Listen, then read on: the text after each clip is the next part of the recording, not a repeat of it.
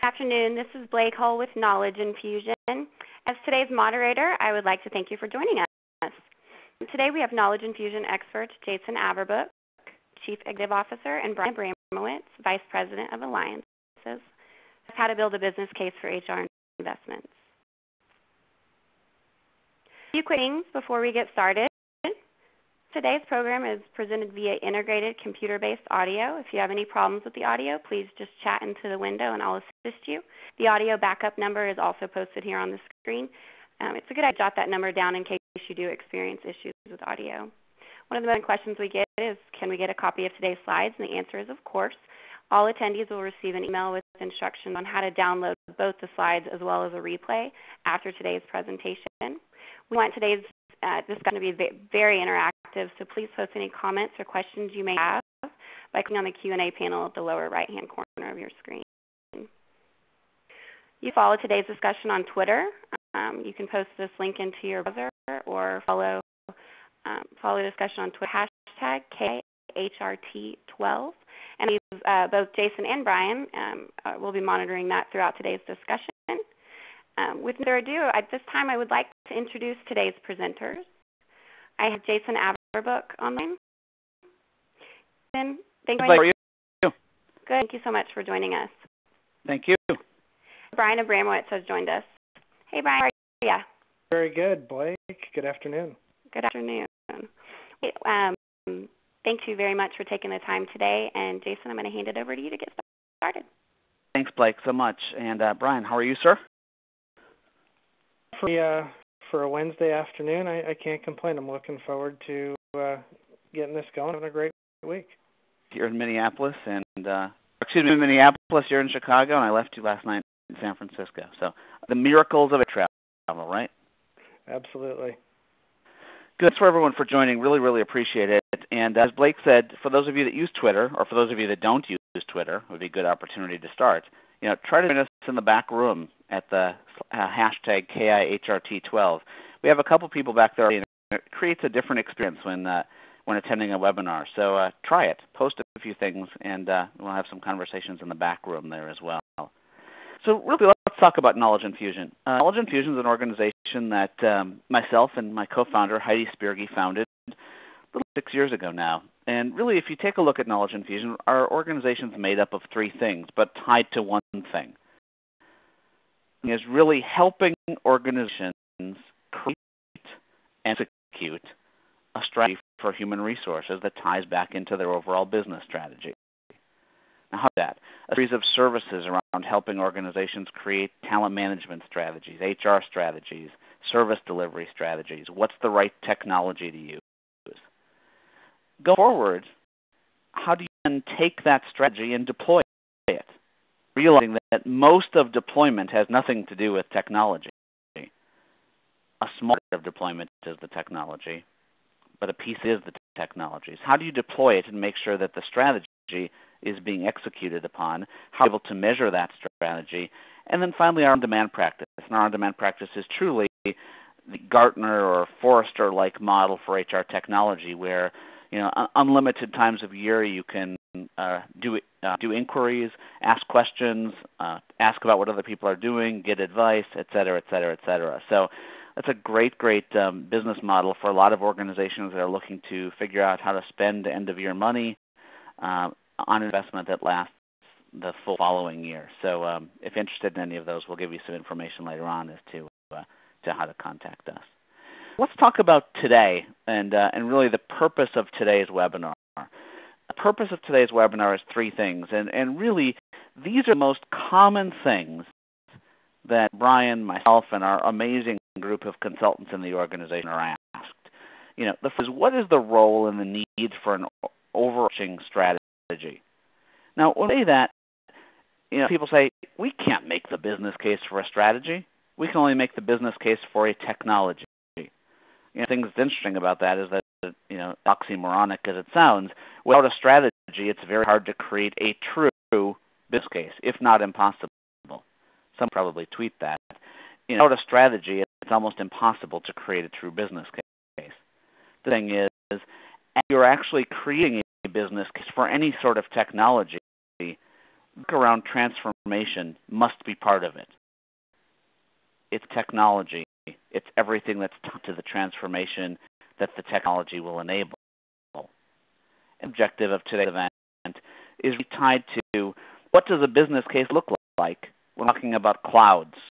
And once again, not sun versus clouds, but the whole concept of the cloud today, and a business case may be different, deployment is different, and what you need to think about when you're making the case for those. So that meets your objectives. One of the things that I want to do is open up this polling question over to the right here that should have opened up for you guys. Which of the 5 items below most closely matches your primary objective today? So I said A, B, or C based on what I just said. What would understanding ways to link the strategy to the business, better understand the benefits of implementing strategy versus implementing technology, and C, a specific case you're trying to get funded. Go ahead and fill out your vote there. To go out on a limb and bet. I'm going to go on a limb and bet that the number one answer is going to be the benefits of implementing a strategy versus implementing technology. Bryon, your thoughts? Jason, I'm actually going to go in a different way. I think we're going to see a lot of folks looking for ways to get their initiatives approved in 2012. By those of you that joined the Twitter chat, thank you guys so much for doing that. That's a good group of people in the back room there. So poll has ended. We should flash up the results here in a second, and back room what they thought the winner was going to be. But as we see results here, hopefully, A was the winner. Understanding ways to link the strategy and tying it overall together. So, Bryon, who won? Neither. Okay, hopefully we won't have a drop-off now on the number of SB Lindsay online on Twitter won. She took the bet, of course.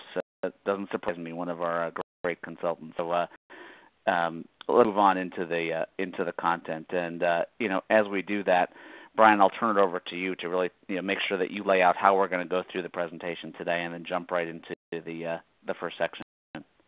Jason.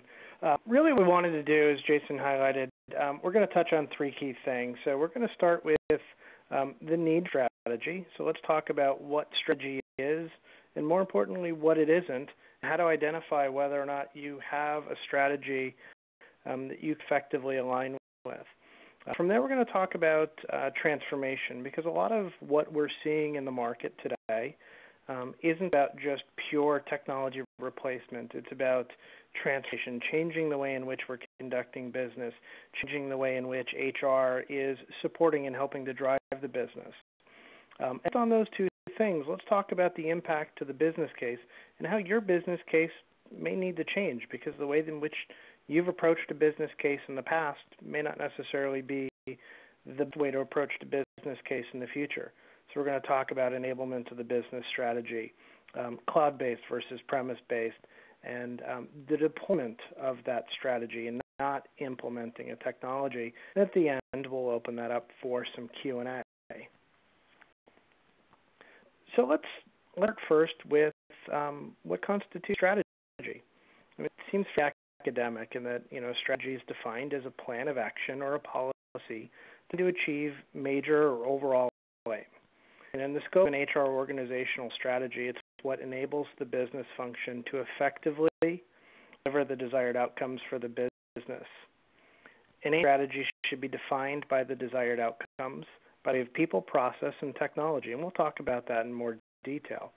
The strategy itself can be complex plans, big picture, where do we need to go directionally, and then as we think about how we actually get there, it should give consideration for the tactics that are necessary to achieve that objective. I think it's important to identify that there is a difference between strategy and tactics, and this is one where a lot of clients fairly easily separate those 2 because you instantly want to go into, well, how do we make this stuff happen? Without taking a step back and thinking big picture, directionally, where do we want to go? So individual initiatives, projects, and et cetera, are the tactics that need to be clearly aligned with the overall direction. Strategy is going to involve the use of many different tactics. So you think about it, directionally I need to go from where I am in Chicago to Los Angeles. There's a path that I need to go down. And along the way I want to stop in different places. From a strategy perspective, that's what I want. The tactics are going to be the mechanism by which I get from Chicago to Los Angeles. Am I driving? Am I flying? Am I taking the train? Where am I stopping along the way? How much gas do I need in the car to get there? What's my budget? And that, the process, absent that clearly articulated business and people strategy, the individual initiatives are simply a list of things to get done without any planful consideration for how each of those activities build upon or supports the others.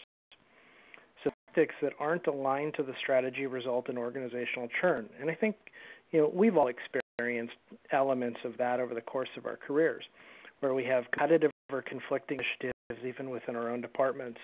And what it does is it results in an inefficient use of relatively scarce but valuable resources, your people. A couple of key things. A list of projects is not a strategy. A series of process automation activities is not a strategy.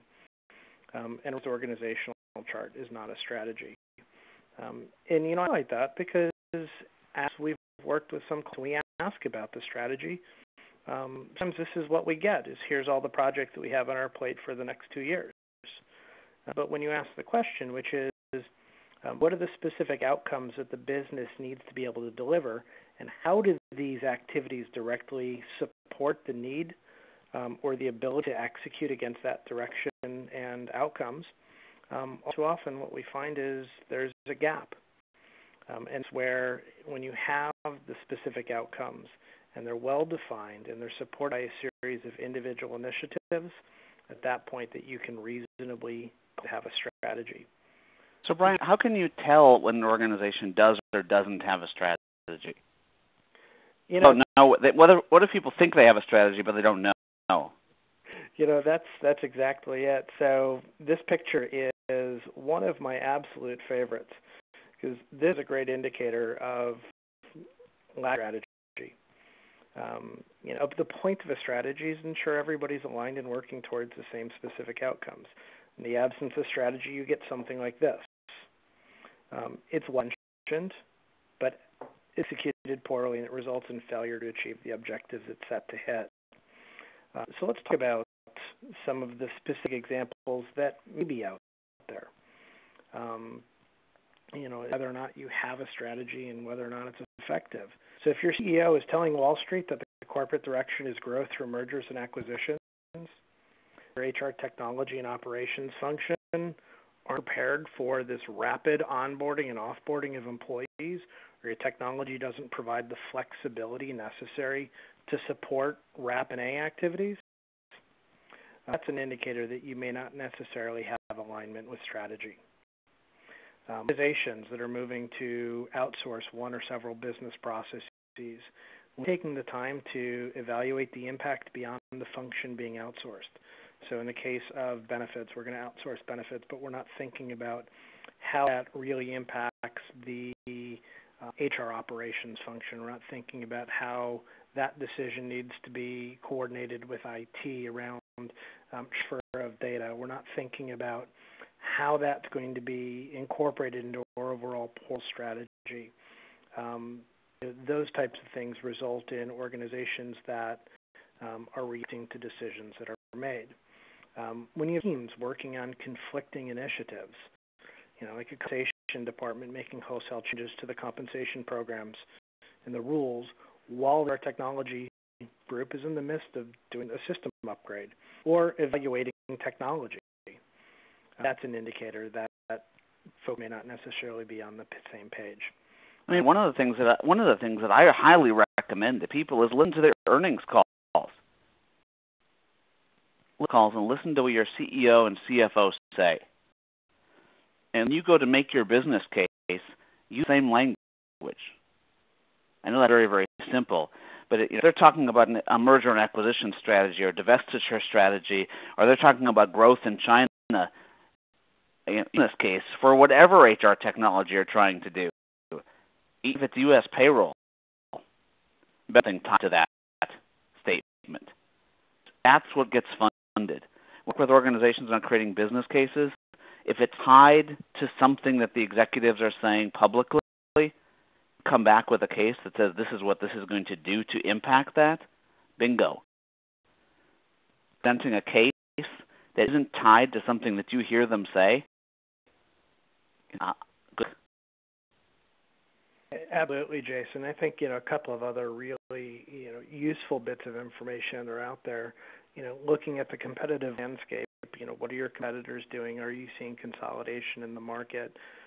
Read your annual reports. I mean, it's, there's stuff out there for a reason. There's a wealth of information that really helps you understand, what your business strategy is, what the competitive environment is, and in many organizations, especially for a large, global, complex organization, that may be, the easiest way to figure out directionally where you're headed. Just into the sort of next slide. I know, and what I think is important for us to talk about is the fact that a strategy is not about the tools. It's about direction. So there was a question out on the Twitter stream about, how features and functions are not strategies, they're needs. And, technology enables the execution of the broader perspective. And I think this is, a great example of that.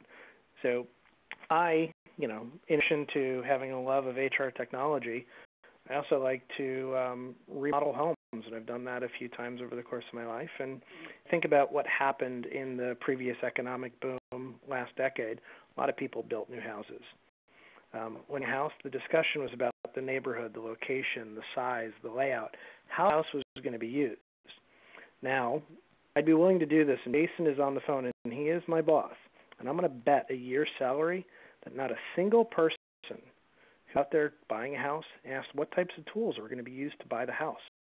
And I think that's important because the power tools versus the hand tools, the different brands, etc., the tools didn't necessarily make the difference to the desired outcome because the outcome was a well-constructed, comfortable home. The tools were simply a mechanism to do that. So in your role as either an HR or IT professional, if your discussions about strategy involve more time discussing the tools being used and less time discussing the house, then you don't have strategy. Will tools play a critical role in achieving those desired outcomes? Just like when you build a house, you need to have the right tools. You need to have the right tools to get the job done, or you can't get it done. But discussion is not about the tools. So, I mentioned this before, but we've seen a lot of organizations that have that laundry list of projects that become the strategy in which they're executing against. But that list isn't a strategy. It's simply a collection of tasks. At that clear alignment of how those specific tasks achieve direct and measurable business outcomes, whether it's increased revenue, reduction in operating cost, building bench strength to offset an identified corporate risk. For example, if you're looking to grow your business by 50% over the next 5 years, do you have the people necessary to do that? Do you have the depth of talent? Do you have the right skills? If you're going to be expanding internationally, what are the skills that are necessary? What are the languages? And how do you make sure that not having those components today become a burden, keeping you from executing the business strategy?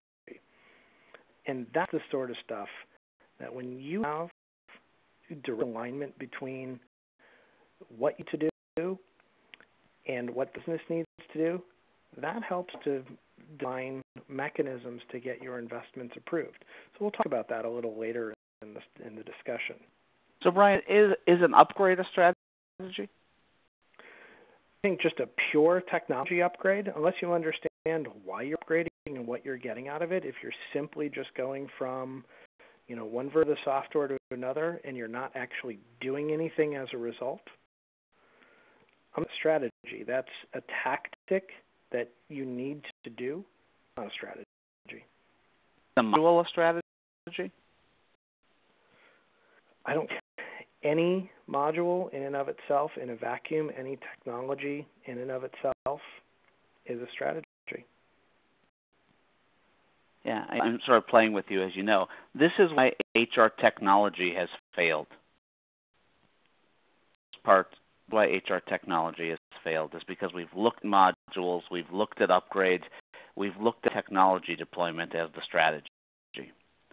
Our strategy to keep our job, or that be our strategy to think that we're meeting a business need.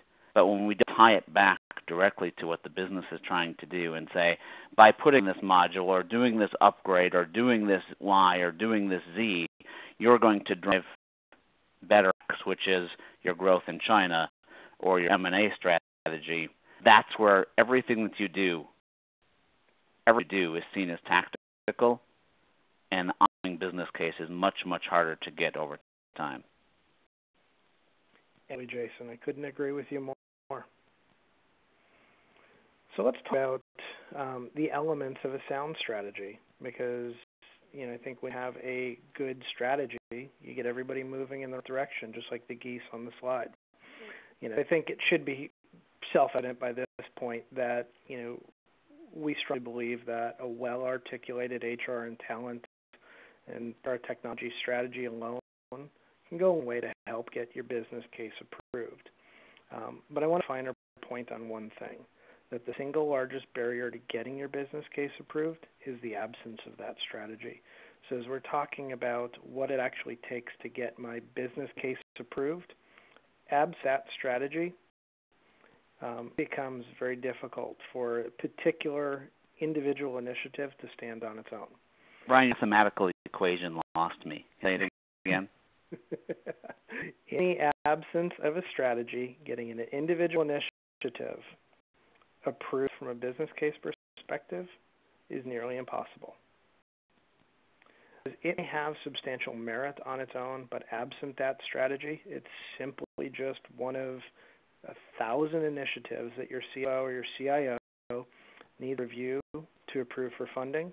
And as we know, the investment in HR initiatives only falls behind that of customer-facing and revenue-producing elements of the business. Recognizing that, let's take a moment to highlight the key elements of a well-structured strategy, and then move on to the next topic. So I think there's really 4 things that a strategy needs to have in place. First and foremost, it needs to be business outcome driven. If your strategy is around how HR is going to make life better for HR, is going to fail to deliver the business outcomes that C-suite is looking for. It's to be focused on how what you're doing is going to drive those business outcomes that we talked about. Increase revenue, bench strength to support the growth, reduction in operating costs, the agility necessary for transforming the business. It needs to take into account the specific operating environment of the company. So having a conversation yesterday morning with one of our clients and talking about how the need of different companies dictate the way that they make support decisions, the way that they approach technology. At the end of the day, there is no cookie-cutter approach to strategy. Everyone is highly unique. So you can't simply say, because my competitors are doing this, I need to do this. Or because this worked in finance, it's going to work in HR, because the needs are very different. Third thing about the strategy, it's not about what we're doing in the next 12 months. It's what are we doing over the course of the next 3 to 5 years. It's setting a desired target at the end of that period of time with specific capabilities and alignment around how those capabilities actually contribute to the business outcomes necessary. So it should highlight the specific activities, incrementally build those capabilities to that target. You need to take into account the timing and sequencing. You have to be mindful at the rate in which the organization can adapt to change. When we're pushing a lot of change through an organization, some cultures simply can't absorb it. So it's almost, trying to push a basketball through a garden hose.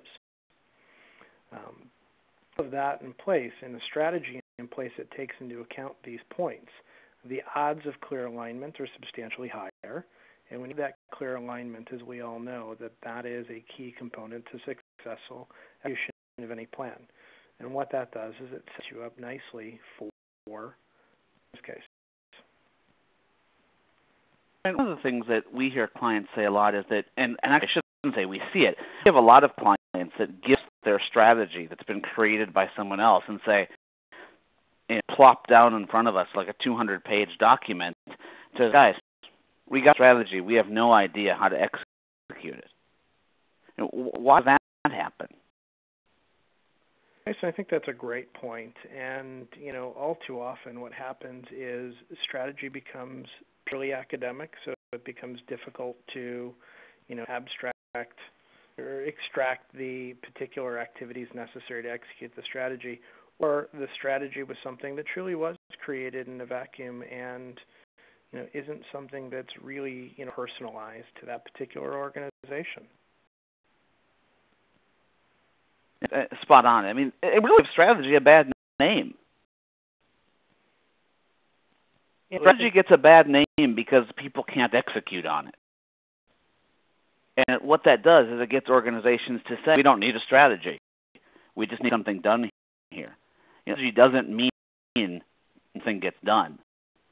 Strategy means something gets done, and it's tied back to value and business value on a go-forward basis. So into this next point, the next poll question, which is, do you have an up-to-date 3 or 5 year HR technology strategy in place? And that, once again, a strategy tying back to every single thing that you're doing, you know how it affects the business goals and the HR goals. So yes, and we're executing against it well. Yes, but we're challenged in our execution like we just talked about. No, but we're working on one now. Indeed, no. So once again, I'll go out on a limb and say yes, but we've been challenged in our execution. And again, everyone has a different definition of what a strategy is. But I'm going to say that the people on the line, that yes, they have one, but they can't execute it, or they're not doing a hard time executing it. What do you think, Bryon? Jason, for the first time today, I think I'm going to agree with you. Today? What about a week? No, good point. So, let's go ahead and see how the results come in as they're tabulated. Bryon, a comment on the tweet stream that maybe we'll get to as these are coming in. It says, what's number 4 for building strategy? I don't know if you missed one there or not, but maybe you can just highlight the 4 at just a macro level really quick. Jump back into that. I apologize. It's the strategy should highlight the specific activities necessary to incrementally build the capabilities, taking into account the organization could absorb that change. Thank you for that. So, wow, winner, winner, chicken dinner. We won. We finally got that one right. No, but we're working on one, which is really exciting. I mean, to see that 71% are working on one, and 7% are working on one, and 21% are, yes, they're challenged. 7% are moving in the right. Well, actually, plus 7 that are doing it. 85% are moving in the right direction. So it's great to see that message is resonating. One of the things that I think come up in the chat is how we get the business case to strategy. And I think that will lead us into the next portion of the presentation nicely, is start to create value to do strategy and transformation. Yeah, so John, I want to take a moment to highlight a key distinction on one point as we talk about transformation. I think it's very important that transformation is different than evolution. We have a lot of organizations that want to do process improvement. They want to make some change, but at the same time, what they don't want to do, or what they're afraid to do, is transform the way that they construct their business.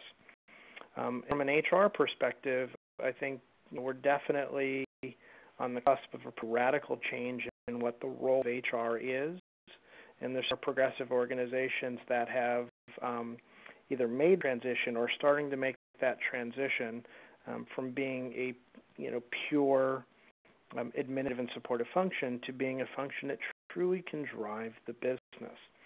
To build on my previous example around building a house, and the way I see it is evolution is like remodeling your kitchen or putting on an addition.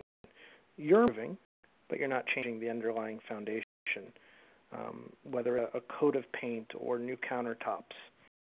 And there are examples of evolutionary processes. Sigma, which is a fantastic process, but Six Sigma for process improvement is all around a concept of DMAIC, and DMAIC is all about defining, measuring, and improving. So those are optimization activities. And I think it's important to mention that because unlike evolution, transformation is truly about rebuilding from the ground up. So if you're in an organization where your business, the way that you've been doing business for the last 15, 20, 30 years, yet the competitive landscape and the environment in which you're operating has radically changed, transformation may be the most effective way to get to the point where you're supporting driving the business moving forward. So transformation is about recognizing that the tactics being utilized to execute the strategy to change, and a new set of tactics are necessary. One of the things that I hate about this word, actually, let me rephrase, I love about this word, but I hate this word, is people think that it's so big and so, transformation doesn't need to be, it doesn't mean that you're firing everyone and starting over again. Transformation can happen at a micro process level, and little tiny changes, which are really transformations, mean we're doing something different, can have drastic impact. So don't run away from the word transformation. I'll say something strong. If you're not doing something every day to transform your business, I question doing the job you're doing. Day we should be transforming. And that doesn't mean big projects with big consultancies. That means how do we think differently, actually tie ourselves to what the business is asking for today. Yeah, and since that, what you're doing is keeping the lights on. Well, the lights need to stay on. We need to be able to do more.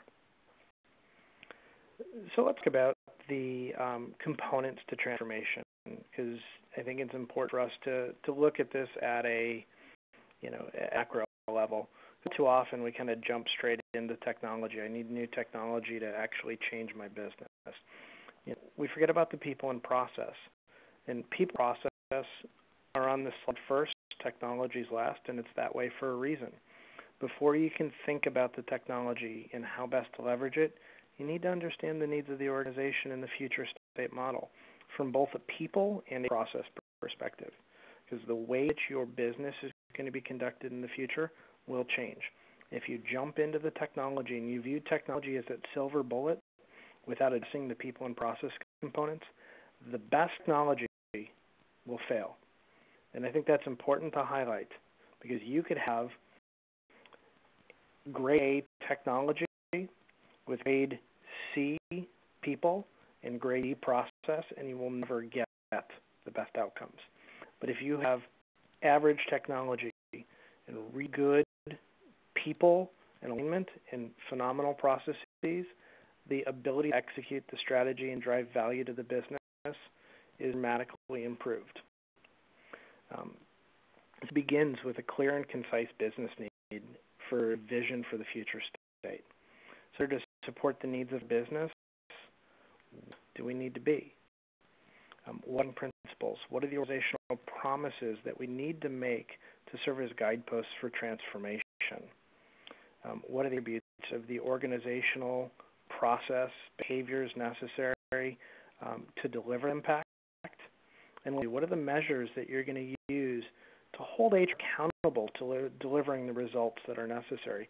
And I think this is an important element. What measure and how are we going to measure it so that we can ensure that we're actually delivering the value that we set out to deliver? So transformation isn't just about doing things differently, but it's about being able to validate that what you're doing is different and delivering the outcomes you're looking for. So let's talk about these in a little more detail, and then we'll jump into the third topic around the business case.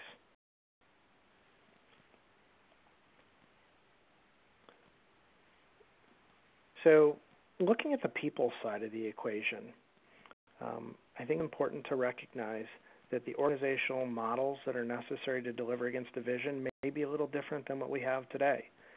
Do we need transition from an HR generalist model to one with business partners?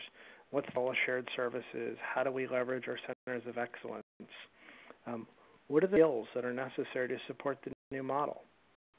To have those skills, how do we bridge the gap? One of the easiest ways to doom a transformation is change the way in which you're delivering services to the organization. Have very different expectations of the people and new roles without ensuring that they have the skills necessary to operate in that new model. So an example of an HR business partner, what you're expecting of that individual may be radically different than that of a generalist, and a good generalist may struggle as a business partner in a specialized model. But without understanding the skills necessary, you make that decision, and that transition may be something fails. I think, when you look through these people considerations, there's a lot of them here that, and people have a good sense of them. I'm going to tie this back to one of the questions that came in also, which I think is really important, which is, who is responsible for the HR strategy? Is it the HR, the HRIS group, or does it need to be a collaboration? One of the things I think is really interesting is that who's responsible for the HR strategy should be the VP HR and that VP of HR's leaders, which, by the way, should include someone that understands process and technology. If it's who's responsible for the HR technology strategy, it should be the HR process and technology leader, close alignment to the HR strategy, which of course ties to the business strategy. We'll look at people considerations, and if you guys are having a hard time taking off with HR technology strategies, I would ask yourself, are we structured right? Do people see us as HRIS? Is our department still HRIS? If the name of our department is still HRIS, and responsible for developing an HR technology strategy, the way you're marketing your function is it. So, going forward, these people considerations are a number of them, but just to get the traction to have a business case that people listen to, there's your people considerations that need to be in place to make that happen. Jay, I agree with you for the second time in this presentation. Brought a bunch of questions that have come in on process, and do you do process before selecting technology? When do you do process design, et cetera, et cetera? Maybe you can talk about that. Yeah, it was a great transition. So I think it's important to think about in terms of sequencing for transformation. So until you know what the organizational model is going to be in a transformed environment, the processes may not necessarily be ready to be completely transformed. You can redesign them, you can evolve them. As your organizational model changes, as the way you deliver services to the organization change, at that point you need to think about restructuring processes, and sometimes it's necessary to do wholesale transformation. And what that is a new business model with the same processes is going to lead to failure, but when you have a new model and new processes, and those processes are designed around the specific business outcomes that we want to drive, it's the mechanism to help drive success. Now, process in a vacuum is necessarily going to be successful, but if you're using the technology to define your process, limiting yourselves. You may be delivering the outcomes that the technology is capable of without really delivering the outcomes the business needs. There's a process that kind of sits between, this transformation, which is an outcomes-based view of your business processes, and calibrating that to the capabilities of the technology you're going to use to execute those processes. But it's important to design your processes independent of the technology first, and then calibrate as necessary for the reasons I highlighted, and that may limit your capabilities if you let the technology drive your process.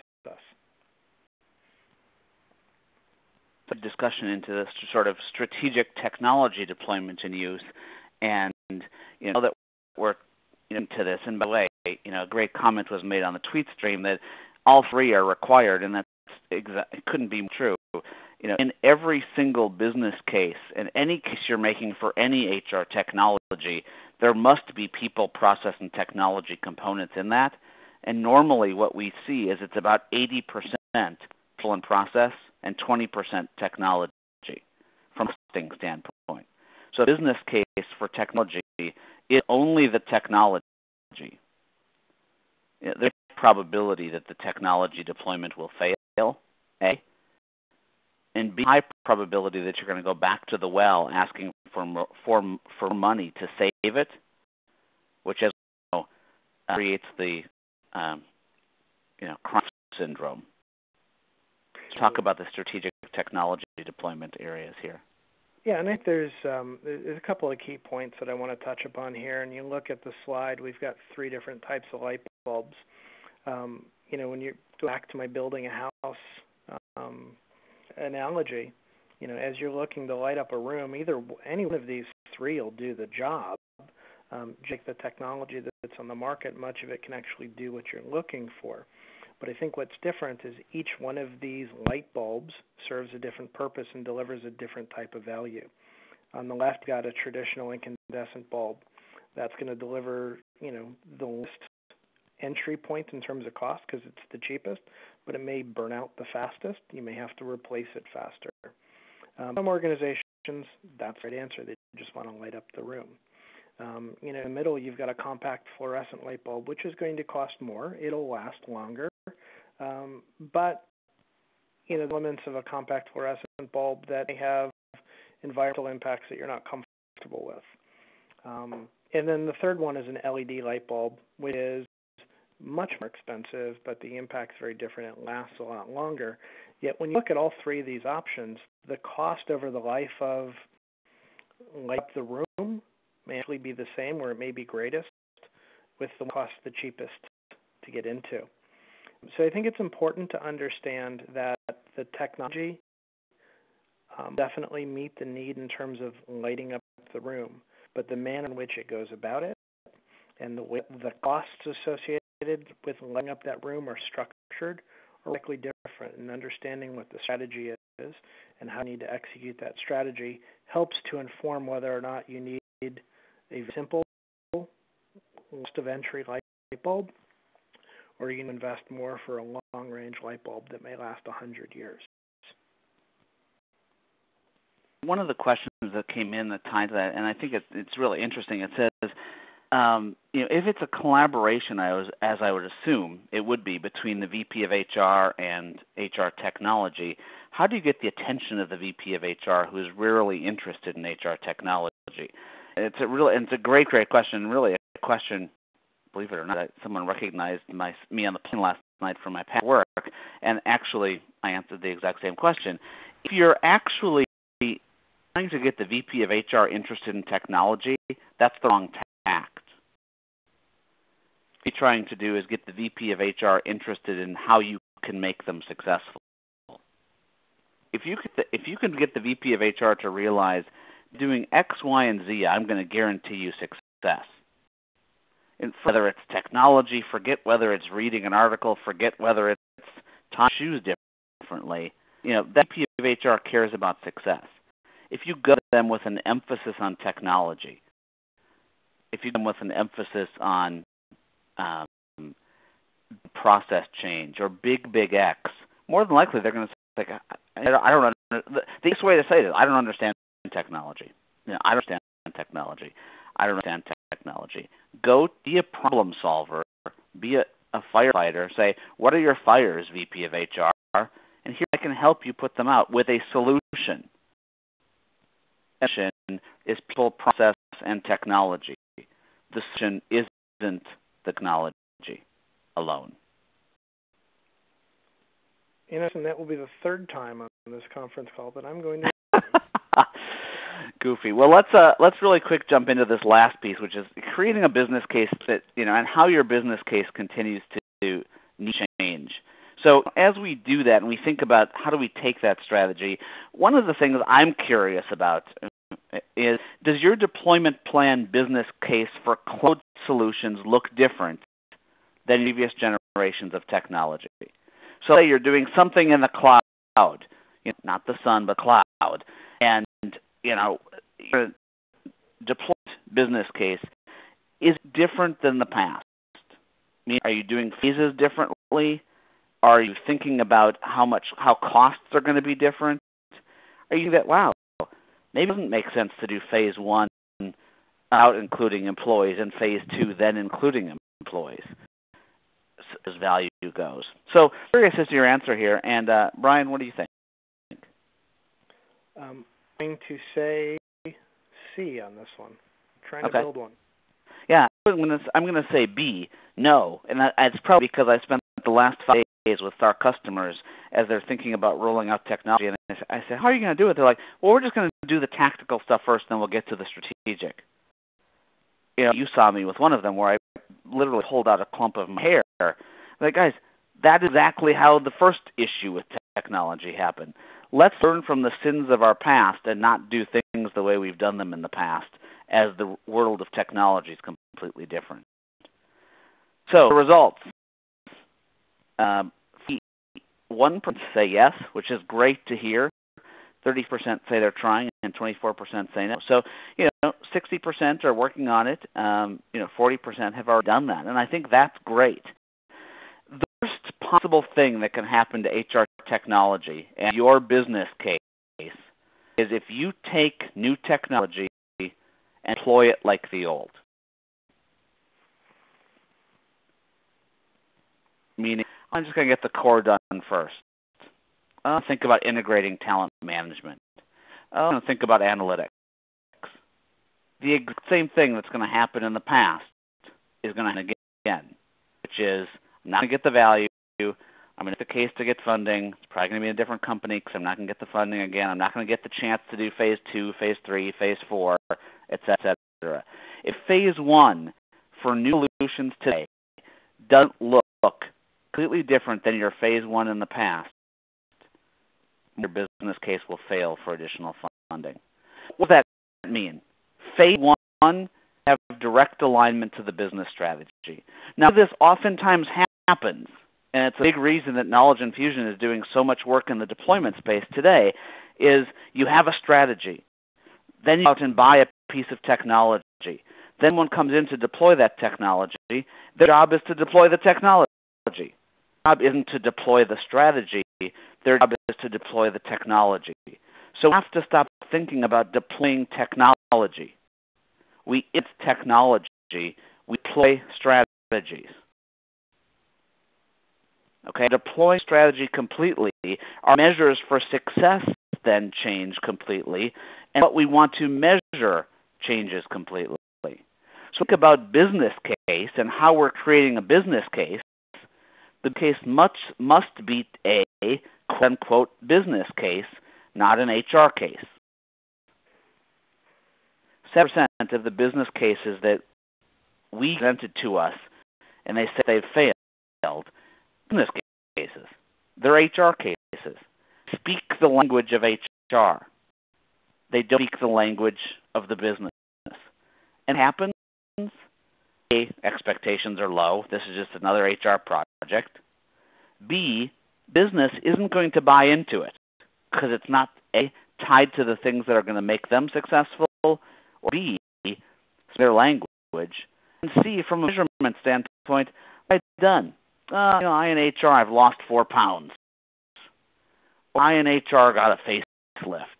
It made it look better. It didn't do anything for the rest of the business. Okay, very, very important. There's a big difference between an HR case and a business case to get that right from the start. Bryon, add anything to that real quick? I think this is where, quite frankly, we've seen a lot of points of failure where, people bring a what they think is a business case to leadership for approval. And, it's all about we make ourselves as HR better, as we operate better. We haven't been able to clearly deliver any real incremental value to the business. And I think it's important that, as people are looking at their business cases, that they are looking at it from an outside-in perspective and not what's in it for me as HR, but what's in it for me as a CFO, what's in it for me as a CEO, what's in it for me as CIO. That's important for getting the right perspective on your business case. When we work with organizations to help them build their strategy and deploy their strategy. The interesting thing is by the time it gets to the business case is already made because the business people actually sat in the technology demos and part of the process discussions, so they saw firsthand how this is going to impact the business. So it gets to the group of people that are making decisions at a table, and the decision is, hey, should we fund this project? Oh, yeah, we have to do that. We saw that. Versus thing that pops up out of the blue as just another thing that HR is doing. So very, very important to keep in mind.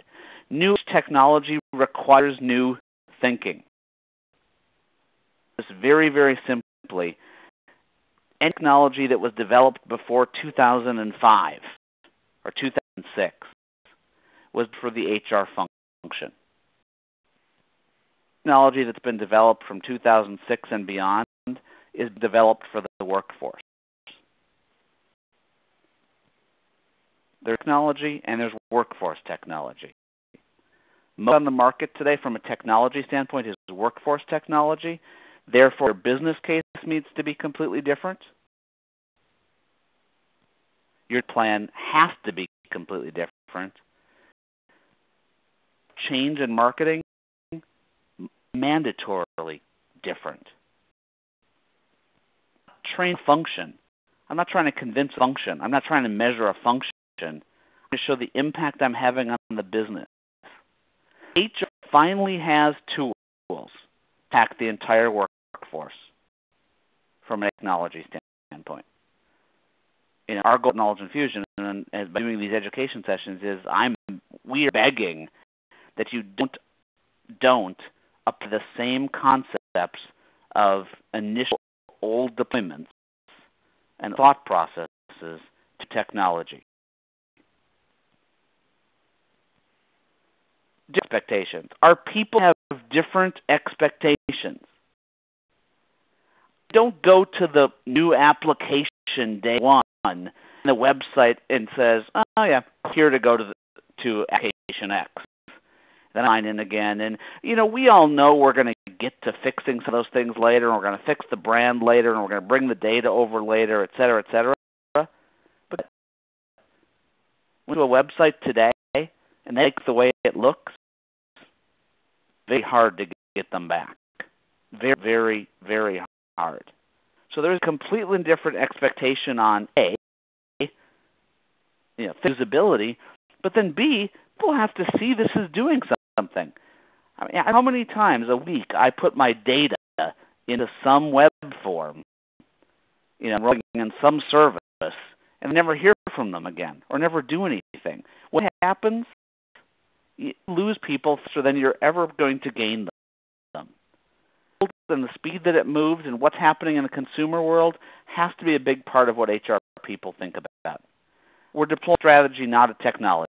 Very important to think about. And when you're buying any technology, I highly recommend that you implement the technology. You don't find someone that's going to implement a technology. You find someone that's going to deploy a strategy, which includes implementation of a technology.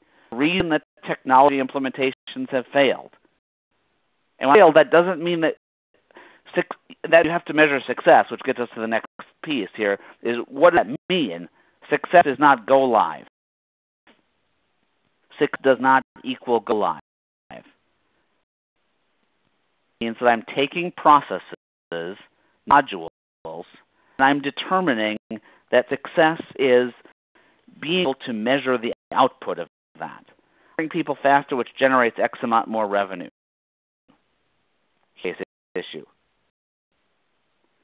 The right people so that I'm not having to rehire them in other groups. Huge business case issue. I'm 70% of my contractors because now I know the skills that my existing workforce has. Huge business case issue. Eliminating 40% of my maintenance costs on maintaining servers because I'm moving things to the cloud. By the way, you can move things to the cloud without changing software providers. You get to the cloud saying, I'm going to rip out everything and start over again. There are different ways to gain these business cases and gain efficiencies that really have to be tied into what do these business cases look like going forward. So some great content, quick content, visual content. The stream's been going crazy with discussion. So I want to get to a few questions here with the time that we have just to do promise on the interactions go forward. And while we do that, we'll go back to the other slide in a second. I want to make sure that you guys have Bryon and I's information. Bryon and I both tweet a lot. We both write blogs a lot. Email us if you have any questions are there. Please feel free to read any of those. Let's get to some of these questions real quick. Bryon, I'm interested in understanding how to measure ROI. Simple, effective ways to prove improvements, to HR and talent management, and how that will impact the bottom line. Quick thoughts on that. Yeah, I think there's a couple of key things. Historically, we've thought about ROI on talent management processes is using technology for automation. So how much time do we save managers? Can we get from 10 minutes of performance appraisal to 6 minutes per performance appraisal? And you argue that if that's how we're building our ROI, we're already setting ourselves up for failure. I think what's more important is looking at the impact of the improved process and how the technology enhances that process in terms of driving business results. So thinking about it in terms of with specific talent initiatives, can we drive down turnover by X%? And what is the financial impact of to the organization of that turnover? I had the pleasure of working with a client where they actually were able to measure down to the penny how much it cost them every time someone left the organization, and their turnover was in excess of 100%. And so being able to identify why people were leaving and how the processes and tools help to drive a reduction in turnover, we're able to get to very quickly the financial impact of improvements. And bringing turnover down by 7 points deliver multiple millions of dollars to the bottom line. Very simple and effective way to demonstrate the ROI of the process, the people, and the technology. The thing that's fascinating is that from a knowledge infusion standpoint, we have never not had a business case get funded. Access to the VP of HR and to business. And that's fascinating. I think about it quite often. Business case where if we're trying to help the HR/IT function, business case, and have access to the VP of HR and to the business, 90% of the time, it's not going to happen. You have access to the VP of HR and the business, 100% of the time for us, it's happened. Another comment that's out here that I just want to make sure I get to it, because I just think it's fascinating, and then I think I'll turn it over to you to wrap up. The problem with new technology is that they're not former benchmarks for specific outcomes. It's vendor and client to co-author. And I think that's a really interesting statement. One of the things I'm just going to add to that is one of the things we love to do in HR is we love to have standard benchmarks. We love to have standard benchmarks and compare ourselves against others. We're doing self-service, so we have to do self-service. Well, maybe we can call it something stupid like self-service. Or, they're doing online benefits, so we have to do online benefits. Or they're doing X, so we have to do X. Well, guess what? Your CEO has specific things that they need to accomplish to tie to their business strategy, and for a one-size-fits-all. So the fact that we try to get these canned metrics or canned outcomes and apply them across companies, it's a fantasy to say that's the right measure. The measure, and what's going to make your HR technology long-term successful is if you tie yourself to your specific business goals that are talked about in that earnings call, talked about in the annual report, and able to demonstrate causal that they're doing in HR and HR technology is impacting. And guys, impacting might mean we're paying attention. Because organizations we go to, they're saying we're doing an upgrade because we're going to lose support. separated because we have too many customizations. But that doesn't tie back to the business strategy. It might when it comes to cost, but get funded versus transformation to be able to architect on getting those business goals met. That's what's going to get funded. And get rid of customizations at the same time. Don't use we're going to get rid of the customizations as part of your business case. Go positive. By doing X, which is re-architecting, we are going to be able to drive sales in our organization. So I've been a little bit over. Hopefully that's helpful. Thanks you guys on the tweet stream and the back room there. Any comments, always open to hearing them. And Blake, I will turn it back over to you. Great. Thank you, Jason and Bryon, for taking the time today. And I want to thank all of the attendees on the line. Well, we invite you guys to continue the discussion, of course, by contacting Jason and Bryon directly, but also by inviting you guys to 2 of our upcoming webinars. At 11 a.m. Pacific, Jason Averbook, along with some industry experts, including Ray and Naomi Bloom, will participate in a predict and prepare table discussion, which will be moderated by Bill Kudik, and they're going to discuss their predictions of next year's critical trends and advice on how you all as our leaders should prepare for them. And the second part of this 2-part planning series will be on December 12th at noon Pacific.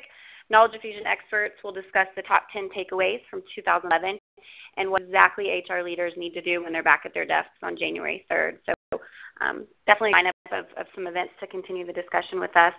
For more information and to register for these events, please visit the Knowledge Infusion site. There's a News and Events tab that'll take you straight to the page where you can register. Material covered in today's presentation, including the presentation and replay, will be emailed to you. As always, we appreciate you guys taking the time to join us, and have a wonderful day.